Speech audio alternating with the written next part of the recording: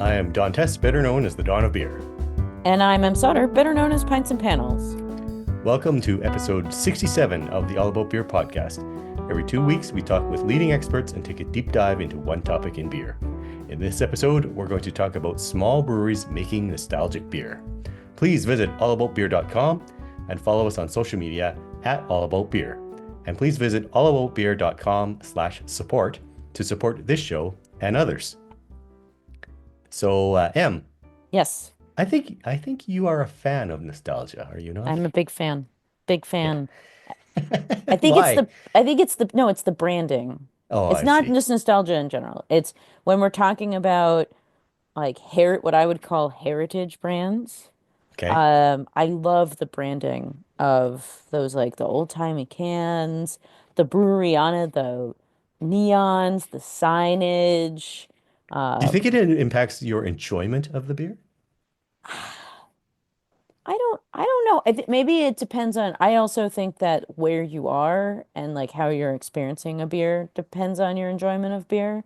So Yeah. like let's say we're in like an old-timey bar, and like they serve you a heritage brand, it's like all the wood and the mirrors And and a like pressed tin ceiling. yeah, and like, come on, man, like Yeah. that's where I'm excited to talk about these two brewers that are brewing these like older brands that they themselves did not create but Yeah. have kind of reinvented and and brought back for a new generation. Like I just think that's really cool. Like beer's Yeah. forever.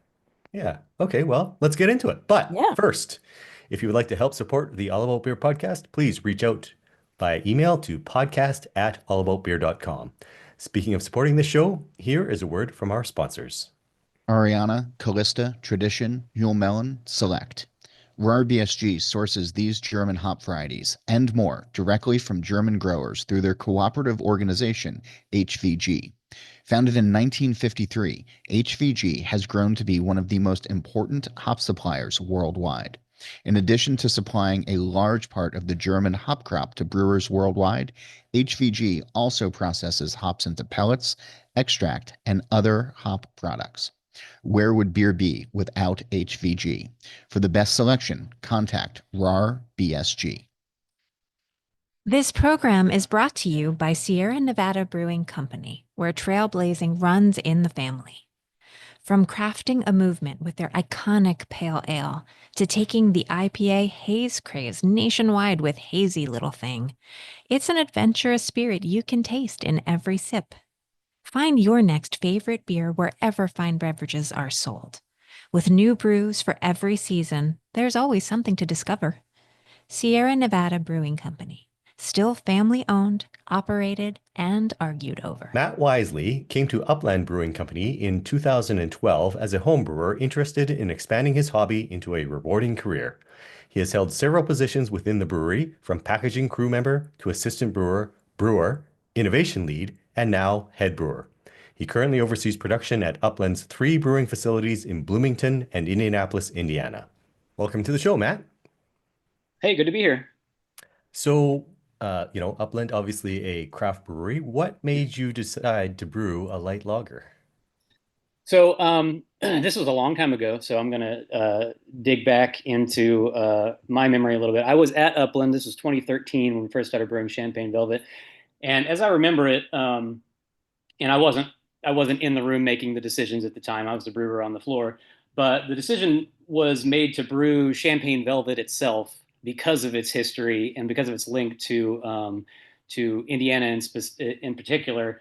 Rather than decide to brew a light lager and then say, what are we going to brew? We're going to brew Champagne Velvet. We were Okay. like, we're going to brew Champagne Velvet because it is a big part of Indiana history, and we wanted to revive that particular brand. Awesome. So I'm not from Indiana. Mhm. I've been to Indiana once. I dated a guy from Muncie when I was a Oh, freshman okay. freshman in college. My knowledge of So what is the history behind, for us non-Hoosiers, what is the history Yeah. behind Champagne Velvet? So even if you're a non-Hoosier, you can probably, if you start looking around at some dive bars, you might be able to find some Champagne Velvet paraphernalia because it did make its way into all 48 states at one point in time. Really? Yeah, and it is without a doubt the most popular, the most successful beer brand to come out of Indiana by leaps and bounds. So if you want me to go all the way back to the beginning, it started with a brewery called Terre Haute Brewing Company, Terre Haute, Indiana, which is actually where I went to college at Indiana State. There was a brewery that eventually became Terre Haute Brewing Company that opened, I think, in 1837. Wow. So a very long time ago. And then, changed hands a few times. It was a fairly small brewery, and then expanded quite a bit in the late 1800s, up to, I think, like 30,000 barrels in the 1870s. And then when Champagne Velvet came around, that recipe was developed, we think, in 1902. And shortly thereafter, they were producing 100,000 barrels a year. Whoa. And so, Terre Haute, it's an interesting town. It's got a lot of history behind it. When Champagne Velvet was in its heyday pre-Prohibition, because Champagne Velvet's really kind of had four lives to it. There was pre-Prohibition, Prohibition happened, it came back, it faded out again in the late 50s, it came back again in a small brew pub in Terre Haute, and then eventually the right came to us in 2013. But in its heyday, when it was a true pre-Prohibition Pilsner, which is the style that we're trying to recreate, Terre Haute was a huge hub. There are railroads that go through Terre Haute. There's a river that goes through Terre Haute. So there's a lot of transportation at that time running through there, and it was growing like crazy in the area. I think they were employing something like 250 people in the brewery itself. It took up pretty much all of a city block there, but it also had a reputation for being kind of a seedy place. They called it Sin City. There were brothels, there were gambling houses and saloons all over the place, and it was notorious for Chicago mobsters coming down. So I think the story was, when I was in college, I'm not sure if this is true or not, but the Al Capone actually owned a floor of a hotel in Terre Haute and would frequently frequent. Who knew? Yeah, so that was kind of the pre-Prohibition life of Champagne Velvet, and it was very popular. And then obviously Prohibition came along. The Terre Haute Brewing Company became, they renamed something. CV was in the name. I can't remember what the name was, but they were making like a non-alcoholic version of it, and making a root beer, and I think possibly some like early versions of like a home brew, like a malt concentrate kit where you could secretly brew your own beer. Of course, they wouldn't use that language on the packaging. But, Yeah.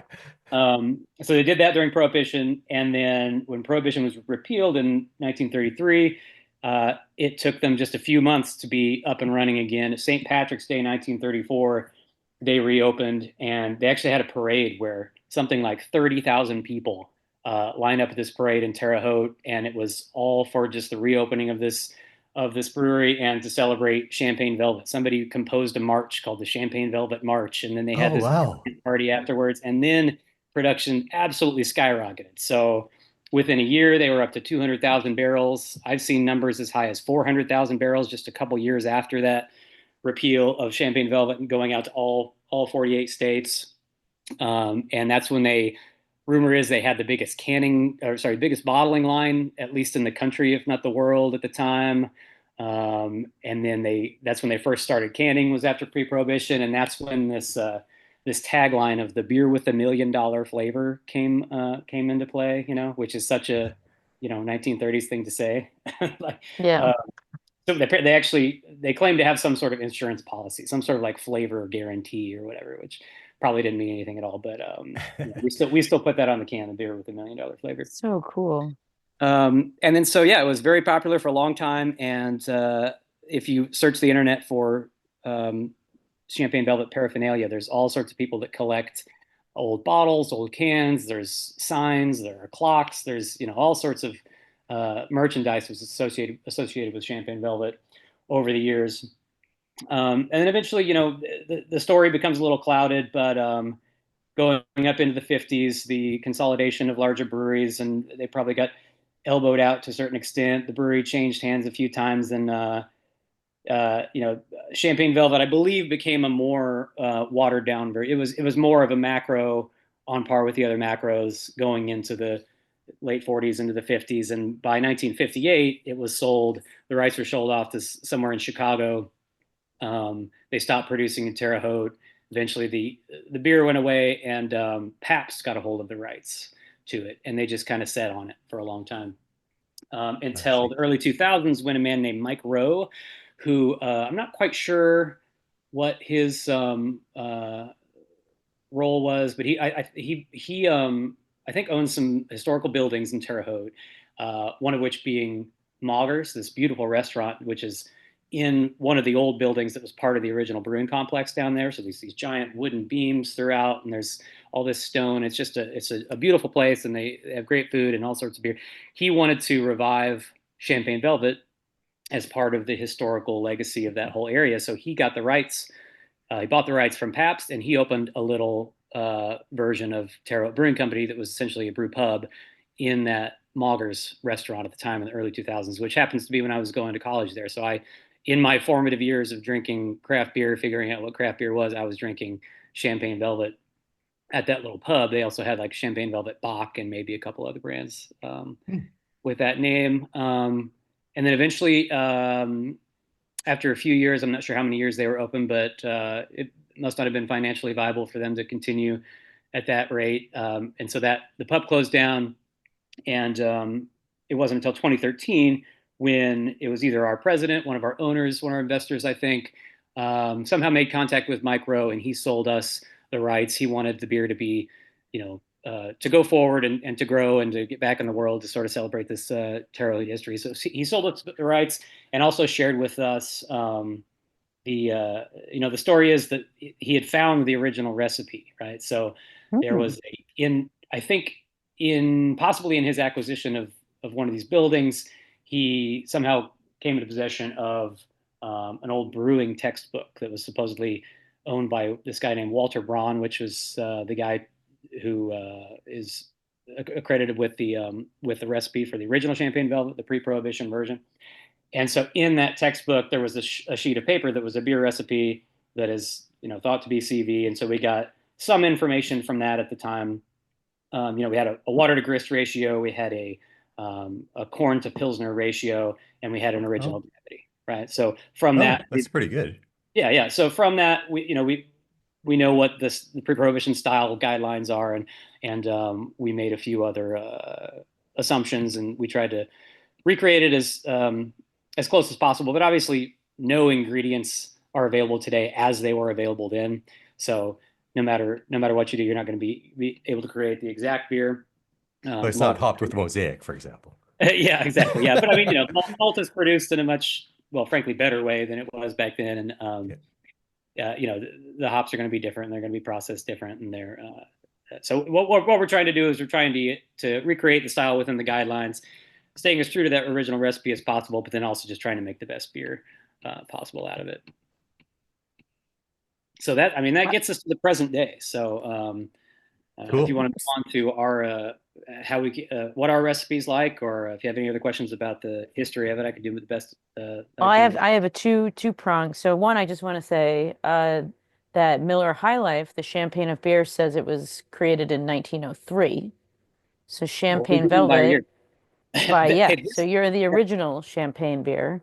Yeah, but so this right here, this is something you want to edit out because we don't want to draw their attention. But that was actually a question I had as well. We've never had any trouble with High Life, but we've had trouble with France. Really? Yes, yeah. And so I actually wasn't involved in this conversation because it was just our lawyer and owners talking about this, but there was some challenge to our use of Champagne Velvet by some entity in France that didn't like us using the word champagne. Oh, okay. Let's change the subject. Okay, we can change the subject. So my second question is, so you staying true to the original recipe as possible, how do you do that now and, when you brew it today? Okay, so yeah, we start with that corn to Pilsner ratio.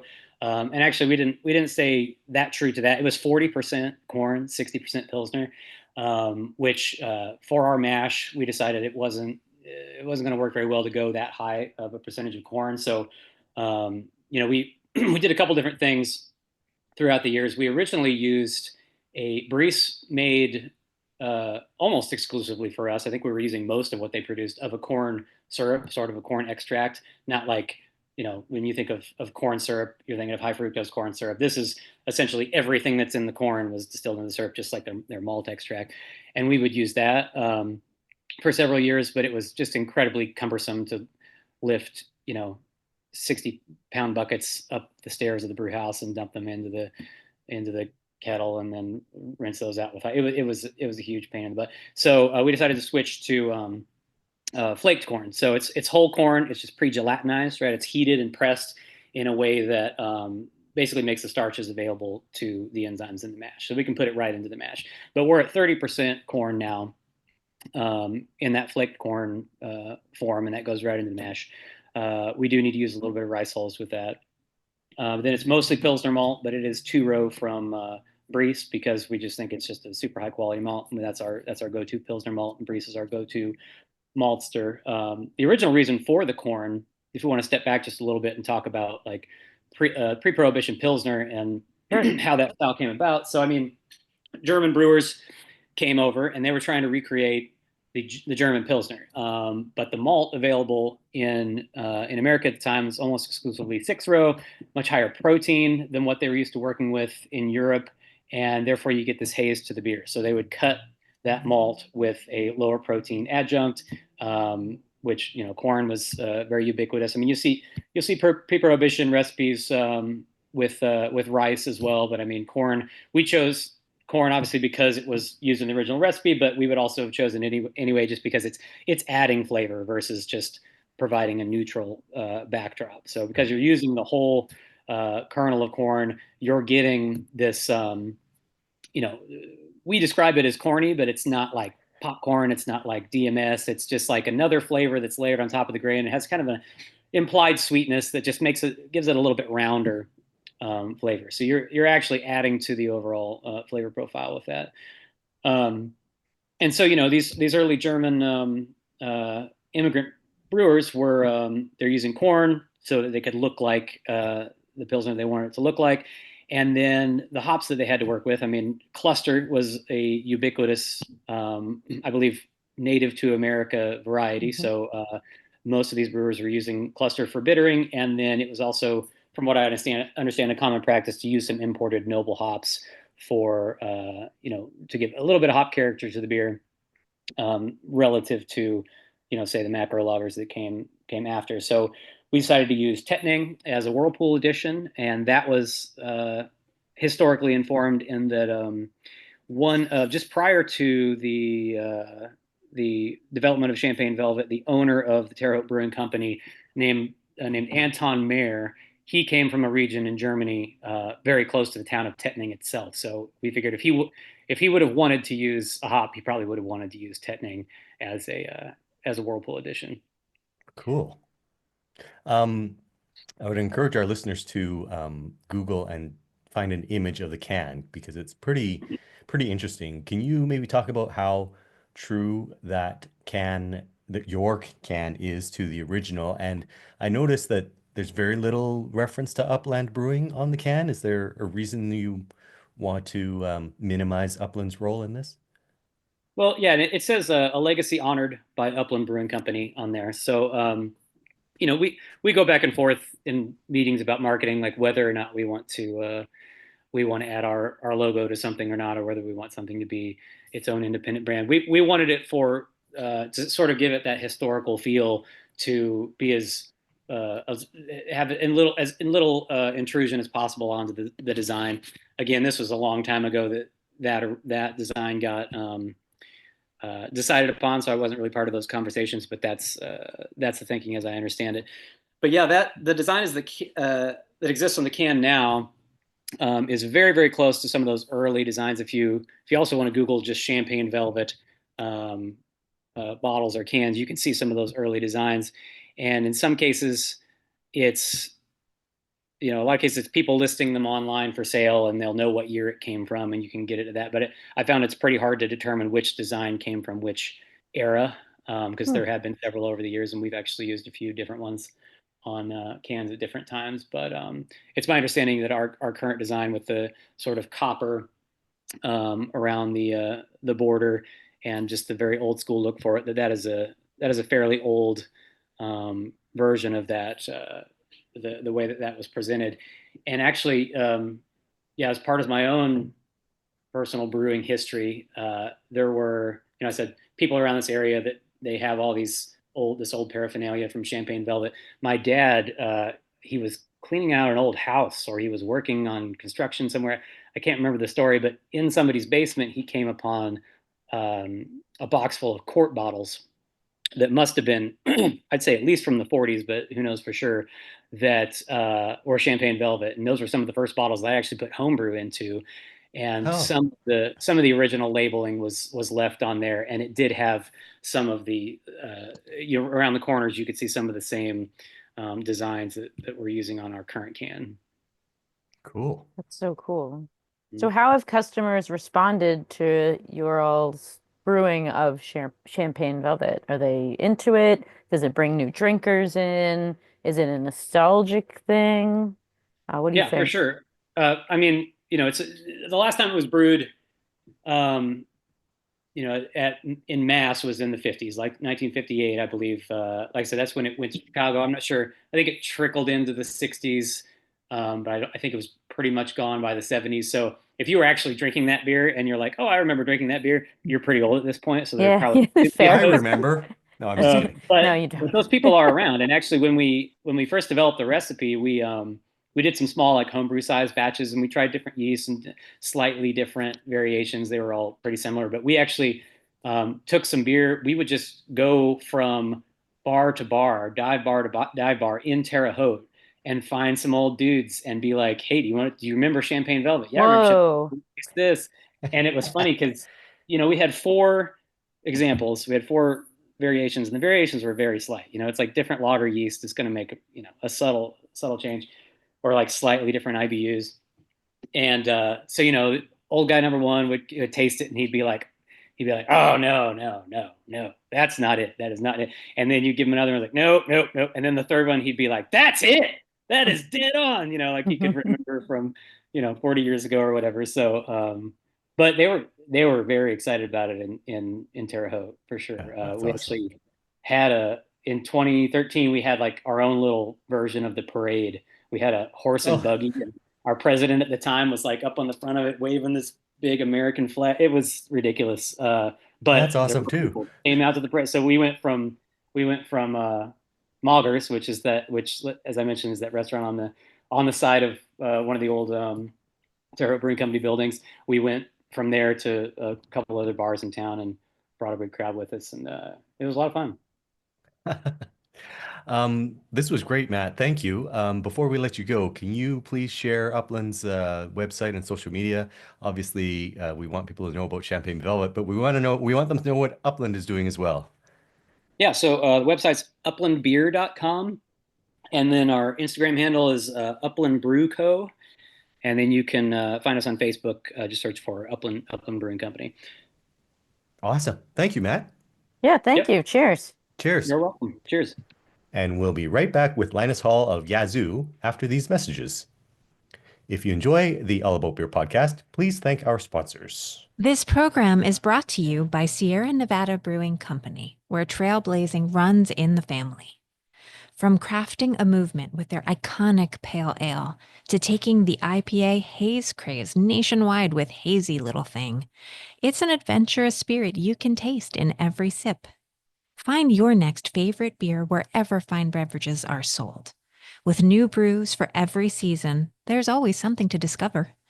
Sierra Nevada Brewing Company, still family owned, operated, and argued over. Need ingredients and supplies that deliver consistent, high-quality beer? RahrBSG has you covered. From hops to malt to yeast to unbeatable customer service, they are dedicated to your success. RahrBSG, ingredients for greatness. Linus Hall left an engineering job with Bridgestone Firestone in 2000, completed the American Brewers Guild program with an internship at Brooklyn Brewery, and started Yazoo Brewing with his wife and business partner Lila in Nashville in 2003. Yazoo grew from humble beginnings with a 10-barrel brewhouse in an old car factory in North Nashville, to a larger facility in the Gulch area near downtown, to a spacious new location along the Cumberland River north of Nashville. Linus was a founder and the first president of the Tennessee Brewers Guild, helping get legislation passed reforming both beer taxes and alcohol caps around 2015. Welcome to the show, Linus. Hey, thank you. I'm a big fan. Appreciate y'all having me on. And we are a big fan of yours too, Yes, so we are. it's mutual. So very open-ended question, but can you tell us a little bit about the history of Gerst Amber Ale and how you came to brew it at Yazoo? Yeah, for sure. Uh, let's see. It kind of begins back in the 1890s. There's a brewery up in Cincinnati called Christian Moreland, and his head brewer was William Gerst. And Christian Moreland ended up buying the old Nashville Brewing Company, which is kind of in the south of Broadway area of downtown Nashville back then, and sent Gerst down to run it.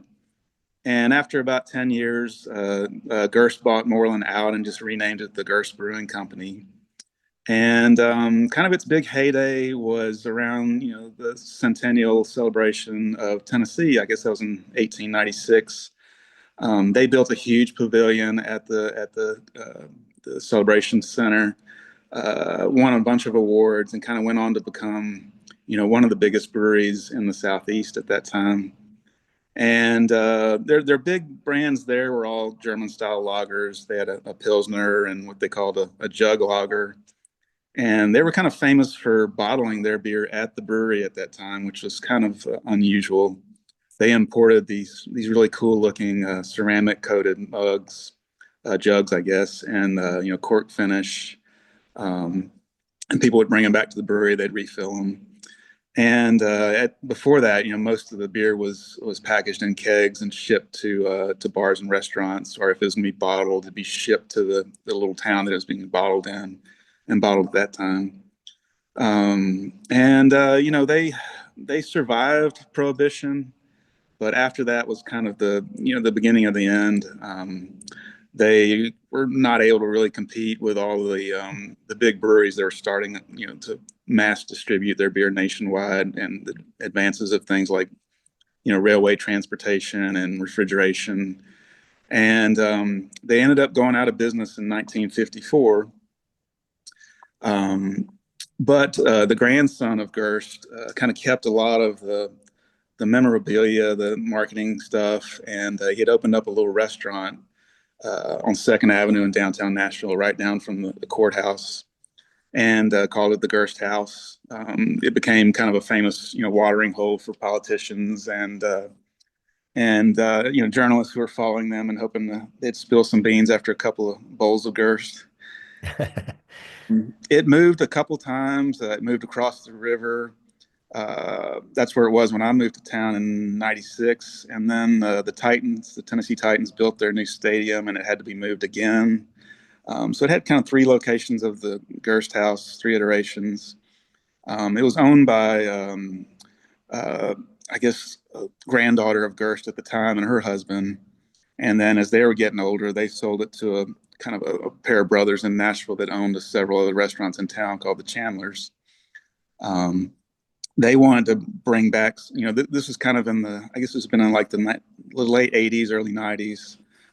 They wanted to bring back the Gerst beer for their restaurants. And so they found a brewery up in Evansville, Indiana, Evansville Brewing, to start brewing small batches of what they call Gerst Amber. It was one of the last beers that the Gerst brewery released right before they closed.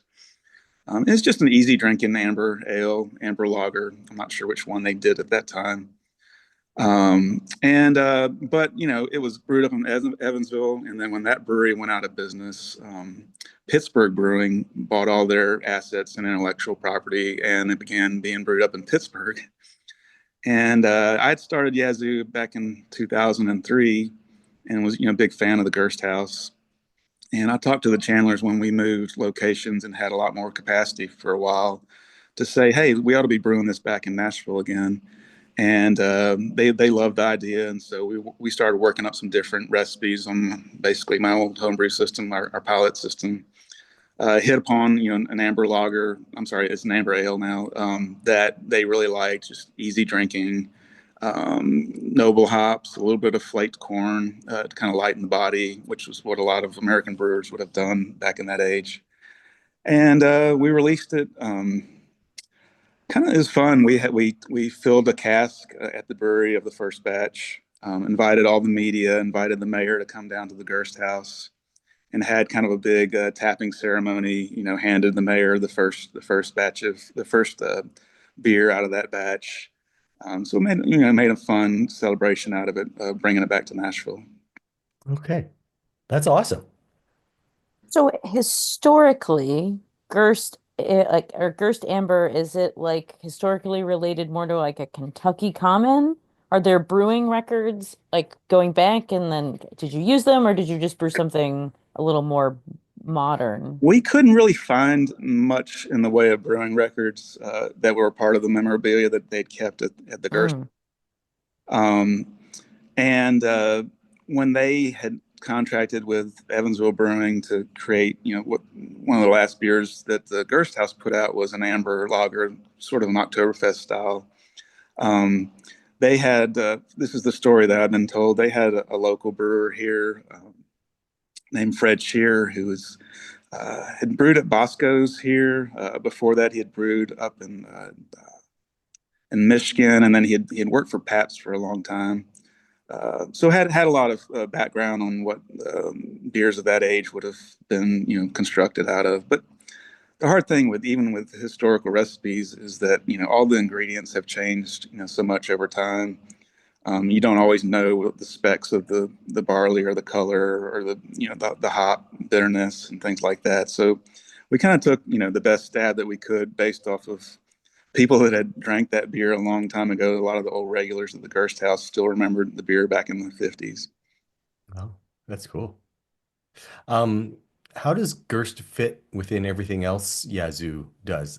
And you kind of mentioned that you had the new brewery, and so you had maybe some capacity, but not just in terms of brewing, but in terms of branding and yeah, how does it fit with everything else you do?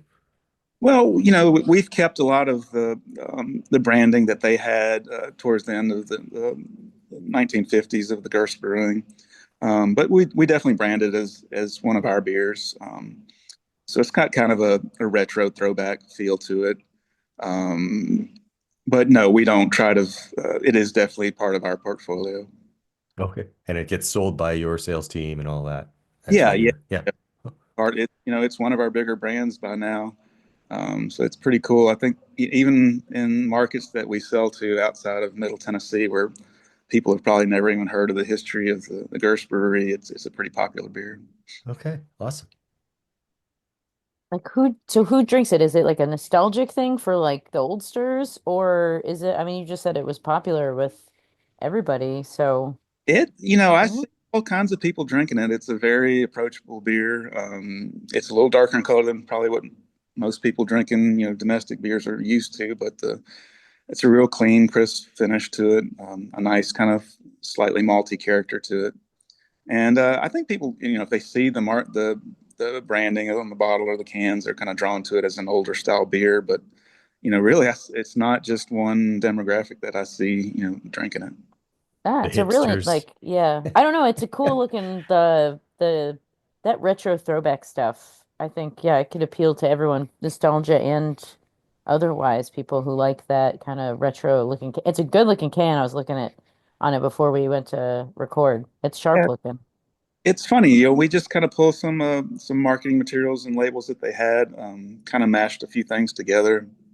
Um, got a really talented graphic designer who loves working on things that kind of an older feel to it. But this was back in 2011-ish time, so it wasn't really trying to be a ironic retro branded beer. It just that's what it was. You haven't had anybody ride to the tap room on a penny farthing to order the beer. No. No, we're still too close to the river for that, I think. Great. Thank you, Linus. Really appreciate your time. Can you share your social media handles and website so that people can hear about everything Gerst and everything Yazoo? Yeah, for sure. Our website's yazoobrew.com, and on Twitter or X and Instagram, we're just Yazoo Brew at Yazoo. Awesome. Wonderful. Awesome. Thank you, Linus. Thank you very much. All right. Can't wait to meet y'all in person someday. Cheers. Yeah. Cheers. Cheers. So, Em, are you thirsty for a nostalgic beer now? I am. Oh, well, I'm always thirsty for a nostalgic beer, especially that branding. Um, I just really like when I want to give a shout out to my local brewery, Alvarian Brewing Company. They brew Cremo Ale, and it's the old-timey label, and they have a Cremo Dark and like it's historical. It's showing like, hey, this is what used to be brewed in this place. We also brew IPAs, and now we brew with gummy bears, whatever. Yeah. But this is the way that beer kind of used to be, and this is updated. But it's also it harkens back to a forgotten time period, and it was great talking to our guests today about, why they do it, how they do it. I How they loved it. do I it. loved it. Yeah. I Yeah. loved it. Yeah. Yeah. Yeah. Awesome. I agree with you. Please, everybody, visit allaboutbeer.com and follow us on social media at allaboutbeer. And please visit allaboutbeer.com/support to support this show and others. If you have questions for the experts, please email podcast@allaboutbeer.com. That's also the email for feedback, suggestions, or to inquire about supporting this show through advertising. Em, how can people reach out to you?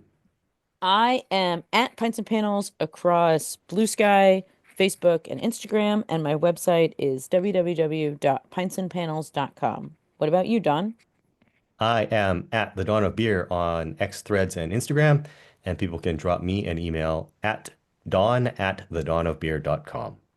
If you enjoy the show, please share it with your friends, post about us on social media, and like and subscribe to the show. Please help us spread the word of good beer. Here is a final word from our sponsor.